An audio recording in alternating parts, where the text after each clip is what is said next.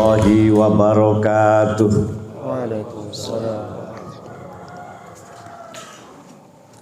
Alhamdulillah, alhamdulillahilladzi nahmaduhu wa nasta'inuhu wa nastaghfiruhu wa na'udzu billahi min shururi anfusina wa min sayyiati a'malina. May yahdihillahu fala mudhillalah wa may yudlil fala hadiyalah. La ilaha illallah wahdah la syarikalah wa ashhadu anna Muhammadan abduhu wa rasuluh.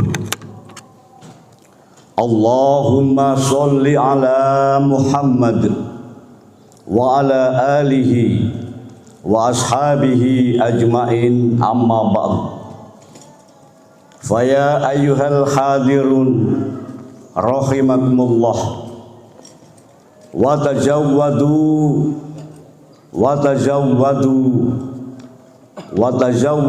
fa inna khairaz zati taqwa. Qala Allahu ta'ala fil kitabihil karim, a'udzu billahi minas syaitonir rajim. Wal yakhshal ladzina taraku min khalfihim dzurriyyatan dhi'afan khafu 'alaihim falyattaqullaha wal yaqulu qawlan sadida. Shadaqallahul azim. Allahu akbar, Allahu akbar, walillahil hamd. Hadirin rahimakumullah, puji syukur kehadirat Allah Subhanahu wa ta'ala yang telah memberikan nikmat yang tak terhitung jumlahnya, yang salah satunya adalah nikmat di mana saat ini kita dalam keadaan sehat walafiat, sehingga kita sempat bahkan dapat melaksanakan sholat Idul Adha di halaman Masjid An-Nur yang mulia ini.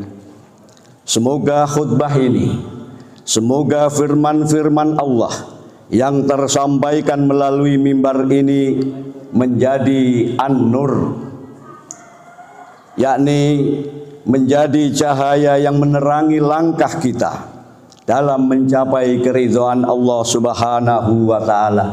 Amin, Allahumma amin. Salawat dan salam semoga senantiasa tercurah kepada junjungan kita Nabi Muhammad sallallahu alaihi wasallam beserta keluarga dan para sahabatnya. Semoga kita yang senantiasa istiqomah melaksanakan tuntunan, tatanan dan tauladan beliau kelak di akhirat termasuk orang-orang yang akan mendapatkan syafaat. Amin, Allahumma amin. Selanjutnya melalui mimbar ini, perkenankan khotib mengajak, marilah kita senantiasa meningkatkan ketakwaan kita dengan ketakwaan yang lebih serius, lebih bersungguh-sungguh. Memang tidak seringan ucapan dan memang tidak semudah membalik telapak tangan, tetapi agar selamat dalam menjalani kehidupan ini dan dalam kehidupan di alam-alam berikutnya, kita tidak punya pilihan selain dengan cara membawa bekal yang terbaik, yaitu bekal takwa. Wa tajawwadu fa inna khairaz zati taqwa. Allahu akbar, Allahu akbar, walillahil hamd. Hadirin yang dirahmati Allah, di antara para rasul, bahkan di antara para rasul ulul azmi yang mempunyai kisah perjuangan yang fenomenal dan monumental, salah satunya adalah Nabiullah Ibrahim alaihi salam. Dikatakan fenomenal karena beliau merupakan Rasul yang gigih dalam mengajarkan ketauhidan di tengah umatnya yang menyembah sesembahan yang salah, yakni berhala. Fenomenal berikutnya, beliau adalah bapak dari para nabi dan para rasul. Perjuangannya abadi, bahkan menjadi cikal bakal beberapa prosesi ibadah bagi umat Islam hingga saat ini, seperti ibadah kurban dan ibadah haji. Di sisi yang lain, kisah keluarga Nabi Ibrahim alaihissalam yang penuh romantik, konflik, bahkan heroik adalah teladan, inspirasi dan penuh pelajaran. Di sisi romantik, bagaimana kecintaan Nabi Ibrahim kepada istri dan anaknya, bagaimana kebesaran cinta dan kesetiaan Siti Hajar saat ditinggal di tengah gurun pasir yang ganas bersama putra sematawayangnya yang didamba Ibrahim hampir selama 100 tahun lamanya.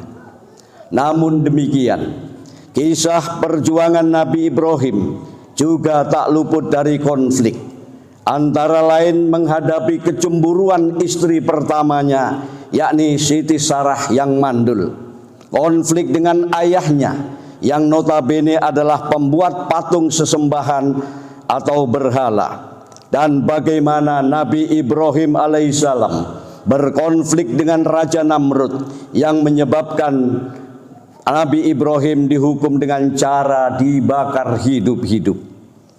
Di sisi yang lain pula, Nabi Ibrahim dan keluarganya mempunyai kisah perjuangan yang heroik. Bagaimana beliau bisa selamat dari kobaran api, dari hukuman Raja Namrud. Bagaimana kegigihan dan ketangguhan Siti Hajar dalam menghadapi ganasnya gurun dan ganasnya hewan buas serta ganasnya iblis yang ingin mencelakainya bersama putranya. Hadirin yang dirahmati Allah, menilik kisah perjuangan Nabi Ibrahim alaihissalam dan keluarganya yang inspiratif inilah yang melatar belakangi sehingga khotib dalam khutbah ini mengambil tema menteladan keluarga Nabi Ibrahim alaihissalam untuk membentuk keluarga yang berketuhanan, berketahanan, berkeutuhan dan berkemajuan. Hadirin yang dirahmati Allah, selanjutnya kita gali kisah keluarga Nabi Ibrahim yang berketuhanan. Kisah Nabi Ibrahim dalam mencari Tuhan dan sesembahan sebelum diangkat menjadi Rasul Allah terdapat dalam surat Al-An'am ayat 76 sampai 79. Ayat-ayat ini menceritakan perjalanan Nabi Ibrahim alaihissalam yang awalnya menyangka bintang, bulan dan matahari sebagai sesembahan atau sebagai Tuhan. Tetapi beliau menyadari bahwa mereka bukan Tuhan karena mereka bisa menghilang. Akhirnya ia menyimpulkan bahwa Tuhan adalah pastilah pencipta langit dan bumi, dan beliau tidak ingin menjadi orang musyrik. Hal tersebut sebagaimana tercantum dalam Al-Quran surat Al-An'am ayat 79. Inni wajjahtu wajhiya lilladzi fataras samawati wal arda hanifah wa ma ana minal musyrikin.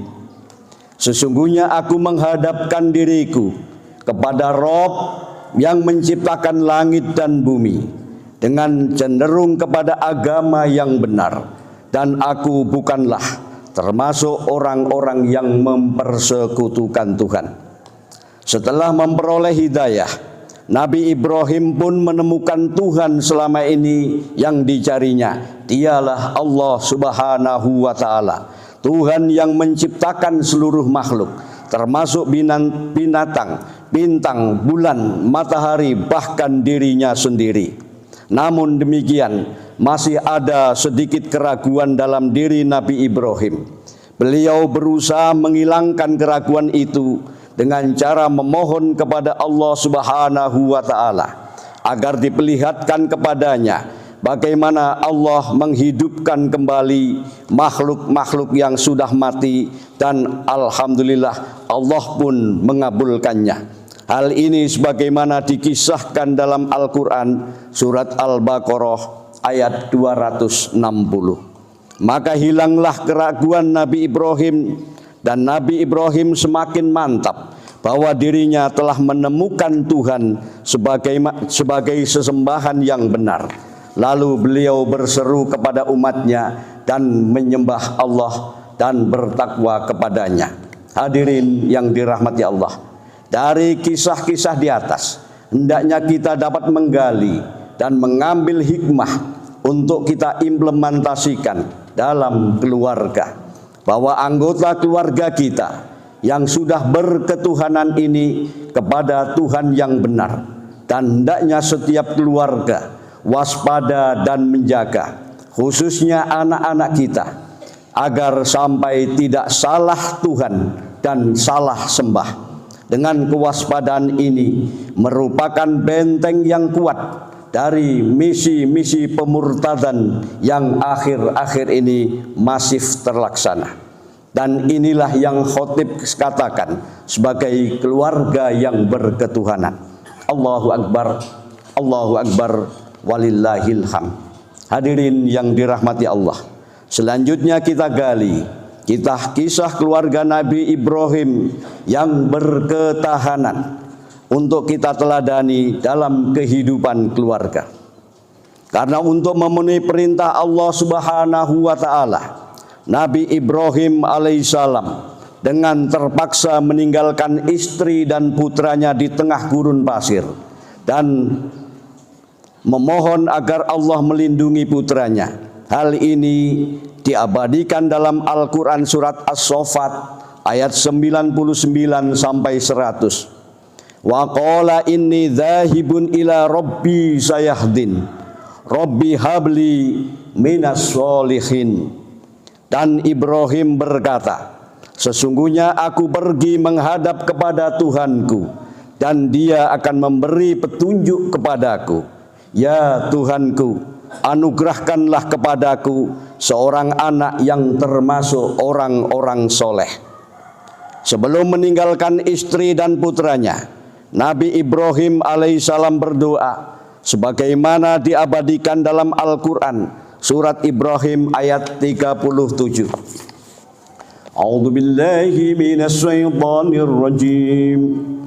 Rabbana inni askantu min dzurriyyati biwadin ghairi dzi syar'in inda baitikal muharram. Rabbana liyuqimus sholata faj'al af'idatan minan nas tahwi ilaihim warzuqhum minas samarati la'allahum yashkurun. Ya Tuhan kami, sesungguhnya aku telah menempatkan sebagian keturunanku di lembah yang tidak mempunyai tanaman-tanaman di dekat rumah Engkau, yakni Baitullah yang dihormati. Ya Tuhan kami, yang demikian itu agar mereka mendirikan sholat, maka jadikanlah hati sebagian manusia cenderung kepada mereka, dan berilah rezeki mereka dari buah-buahan, mudah-mudahan mereka bersyukur.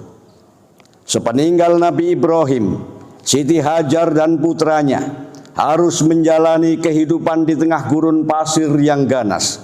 Berbagai kejadian yang mengancam keselamatannya dan mengancam keselamatan putranya memunculkan peristiwa-peristiwa heroik. Bagaimana dia harus pontang-panting mencari seteguk air hingga bolak-balik dari Bukit Sofa sampai Marwah sebanyak 7 kali. Bagaimana Siti Hajar harus melempari iblis dengan batu-batu yang ingin mencelakainya. Namun berkat kekuatan doa Nabi Ibrahim dan berkat pertolongan Allah, Siti Hajar dan putranya selamat. Dari peristiwa ini dapat kita ambil hikmah dan teladan, agar seorang ibu dalam keluarga memandang pribadi Siti Hajar sebagai idola dan panutan, serta berusaha mencapai ketangguhan dan kehandalan dalam menjaga diri, dalam menjaga kesetiaan dan amanah suami, serta selalu menjaga putra-putrinya, menjaga akidahnya, menjaga akhlaknya yang sudah barang tentu melalui pendidikan yang baik dari seorang ibu. Sebegitu strategisnya peranan ibu dalam masalah ini, hingga Rasulullah Shallallahu Alaihi Wasallam menempatkan seorang ibu sebagai pendidik utama, sebagai sekolah yang utama. Sebagaimana sabda Rasulullah Shallallahu Alaihi Wasallam, Ummul Madrasatul Ula. Allahu Akbar, walillahil hamd. Hadirin rahimakumullah. Selanjutnya kita menggali keteladanan keluarga Nabi Ibrahim yang berkeutuhan.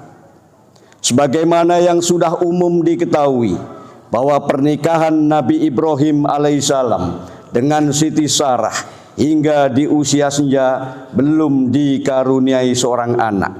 Hingga akhirnya Nabi Ibrahim menikah dengan Siti Hajar.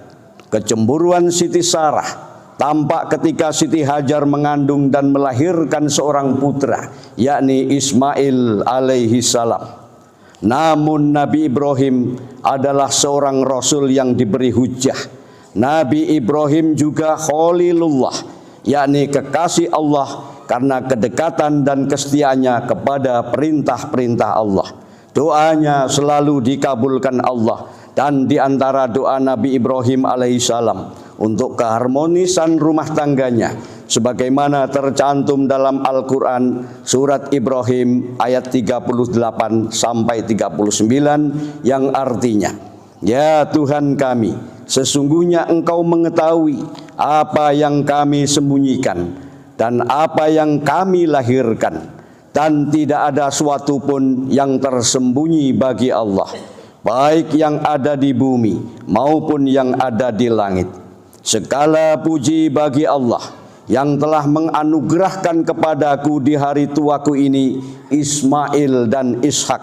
Sesungguhnya Tuhanku benar-benar mendengar memperkenankan doa. Berkat hujah, kelembutan, kebijaksanaan dan doa Nabi Ibrahim, akhirnya keluarga Nabi Ibrahim alaihissalam rukun dan harmonis. Siti Hajar dikaruniai seorang anak, yakni Ismail alaihissalam, dan Siti Sarah yang semula mandul akhirnya dikaruniai seorang anak, yakni Nabi Ishak alaihissalam, yang kelak di kemudian hari dari Ismail dan Ishak inilah melahirkan para nabi dan para rasul Allah. Dari kisah ini dapat kita jadikan hikmah bahwa pentingnya keharmonisan keluarga dalam menghadapi kepentingan yang lebih utama di masa mendatang, yakni lahirnya anak-anak yang soleh solihah dan mempunyai masa depan yang baik. Itu pula sebabnya hendaknya setiap kita khawatir kalau kita melahirkan anak-anak yang lemah dan khawatir kelemahan masa depannya.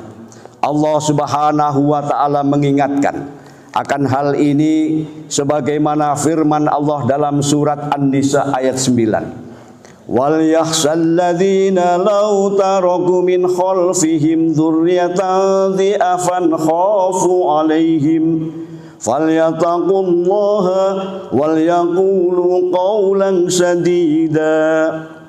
Dan hendaklah takut kepada Allah orang-orang yang seandainya meninggalkan di belakang mereka anak-anak yang lemah, yang mereka khawatir terhadap kesejahteraannya mereka. Oleh sebab itu hendaklah mereka bertakwa kepada Allah dan hendaklah mereka mengucapkan perkataan yang benar. Allahu Akbar, walillahil hamd. Selanjutnya yang terakhir, bagaimana kita menteladani keluarga Nabi Ibrahim alaihissalam yang berkemajuan. Ingatlah ketika Nabi Ibrahim alaihissalam menerima wahyu dari Allah melalui mimpi, agar Nabi Ibrahim menyembelih putra sematawayangnya. Nabi Ibrahim tidak bertindak sendiri, tetapi dengan terlebih dahulu meminta pendapat putranya, yakni Ismail alaihissalam, sebagaimana tercantum dalam Al-Quran surat As-Saffat ayat 102. Falamma balagha ma'ahu sa'ya qala ya bunayya inni ara fil manam inni adbahuka fangdur ma taro. Qala ya abatif al ma tu'maru satajiduni insyaallahu minas sabirin. Maka tatkala anak itu sampai pada umur sanggup berusaha bersama-sama Ibrahim, Ibrahim berkata, "Hai anakku, sesungguhnya aku melihat dalam mimpi bahwa aku menyembelihmu, maka fikirkanlah apa pendapatmu." Ia menjawab, "Hai bapakku, kerjakan apa yang diperintahkan kepadamu. Insya Allah kamu akan mendapatiku termasuk orang-orang yang sabar." Dari kisah ini dan dari ayat ini, Nabi Ibrahim adalah sosok yang demokratis dan mengutamakan dialog, musyawarah dalam menjalankan perintah Allah.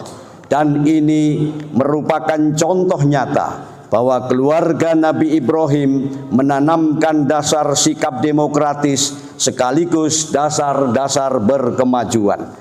Ada hikmah yang menarik dalam kisah ini yang patut kita teladani dalam menghadapi permasalahan dalam keluarga, yakni meminta pendapat, bermusyawarah untuk mufakat, serta berdemokrasi dengan melibatkan stakeholder. Hal ini sebagaimana diajarkan Allah dalam surat Ali Imran ayat 159. Wasawirhum fil amri fa idza azamta fatawakkal 'alallah innallaha yuhibbul mutawakkilin. Dan bermusyawarahlah dengan mereka dalam urusan itu. Kemudian apabila kamu telah membulatkan tekad, maka bertakwalah kepada Allah. Sesungguhnya Allah menyukai orang-orang yang bertawakal kepadanya. Apabila dalam keluarga antara seorang ayah, ibu dan seorang anak dapat menjalin hubungan yang harmonis dan demokratis, maka segalanya akan berjalan seirama, selangkah dan seayunan bersama. Dan inilah salah satu parameter keluarga yang berkemajuan. Allahu Akbar, walillahil hamd. Hadirin yang dirahmati Allah, berdasarkan uraian kisah-kisah keluarga Nabi Ibrahim alaihissalam dan pengimplementasiannya dalam kehidupan keluarga tersebut di atas, maka dapat disimpulkan bahwa apabila dalam suatu keluarga berketuhanan, berketahanan, berkeutuhan dan berkemajuan, maka akan berimplikasi terciptanya keluarga yang agamis, harmonis dan demokratis. Dari keluarga yang seperti ini, insya Allah akan melahirkan generasi yang cerah dan mencerahkan, generasi yang cerdas dan mencerdaskan, serta generasi yang maju dan berkemajuan. Akhirnya, semoga khutbah ini dapat memberi manfaat. Apabila ada kebenarannya dan kemanfaatannya, sesungguhnya itu berasal dari Allah Subhanahu wa Ta'ala. Dan apabila terdapat kesalahan dan kekurangannya, sesungguhnya itu berasal dari diri khotib sendiri. Selamat Hari Raya Idul Adha tahun 1446 Hijriah. Laisal aid liman labisal jadid walakinnal aid liman taqwahu yazid. Laisal id bukanlah hari raya liman labisal jadid, kalau hanya untuk orang yang berbaju baru. Walakinnal aid, tetapi yang namanya hari raya adalah liman taqwahu yazid, yaitu untuk orang-orang yang takwanya baru.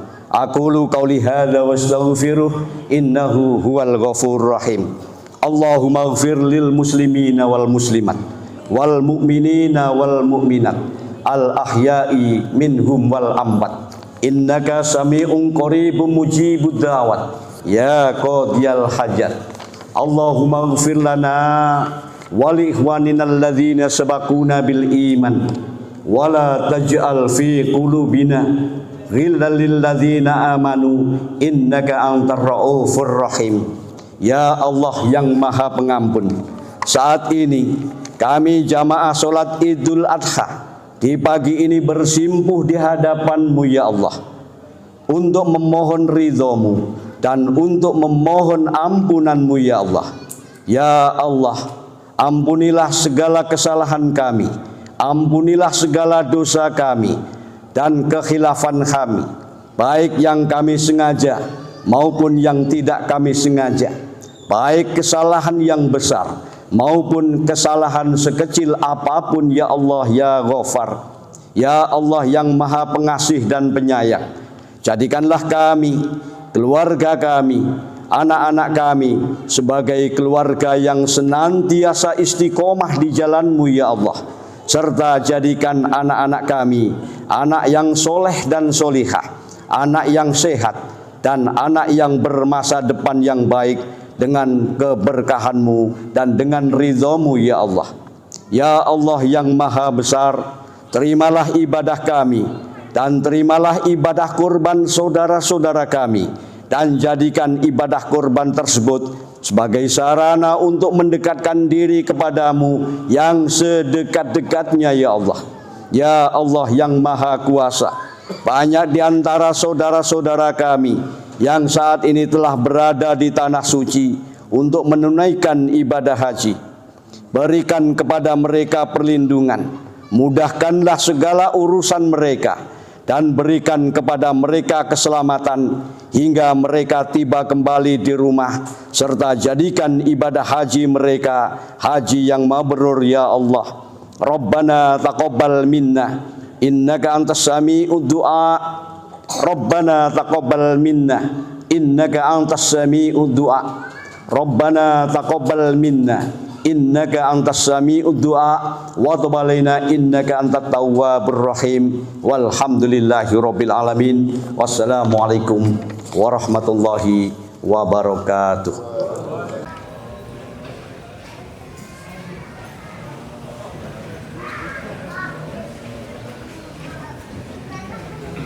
Berjemaah